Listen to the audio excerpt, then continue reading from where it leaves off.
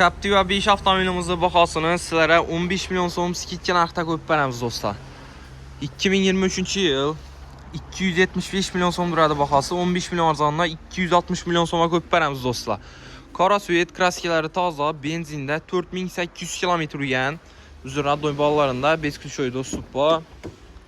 Poliklari döşəlgan ishlaridan sidinalar, elektronik, kojurniy salon, panorama lyuk, bandayna uzun udobniy monitorlari, 360 gradus kamera, hamma narsasi bor.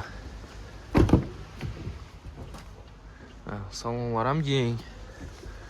7 mesta avtomobilimiz do'stlar. Arka mestalari poliklarni döşəb chiral qo'yibdilar. Benzinda 4800 km yurgan toza mashina. Bahası 260 milyon so'm, 33 milyon bilan avtokritasiyada, Pilus Notariskaya klassda 7 milyon 300 ming so'mdan 5 yil oylik to'lov.